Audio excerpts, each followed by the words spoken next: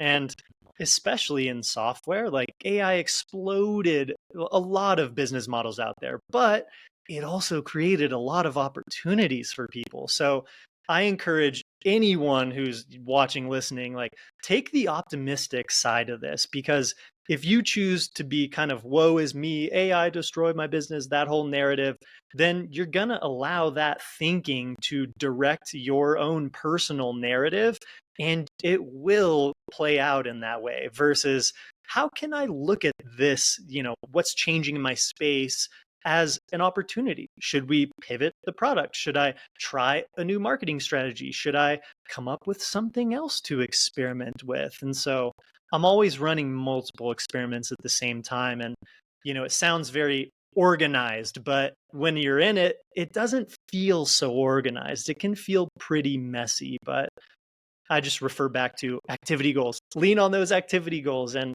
then allow for enough time for the experiments to play out.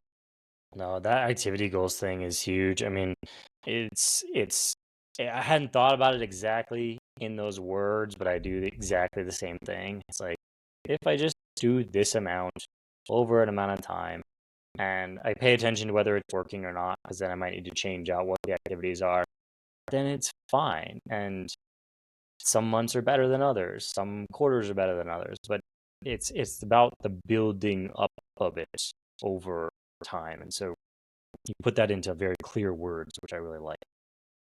Yeah. And I think you can examine this like this in effect at companies that are at crazy growth scales too. Like at Close, where I was the head of content, we were generating, I'm sure they wouldn't mind if I share this, but we were generating somewhere around like 20 to 25 mil a year in revenue at that company a few years ago. And it felt like this really messy period where we weren't breaking through to the next, growth milestone, let's say.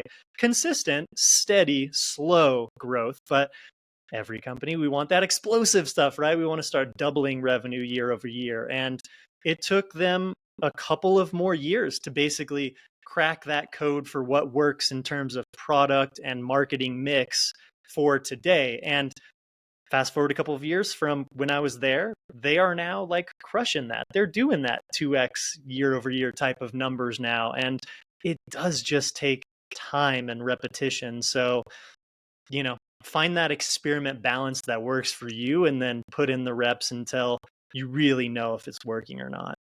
Yeah, that's honestly, I think if you can do that long enough, then it all just kind of works out.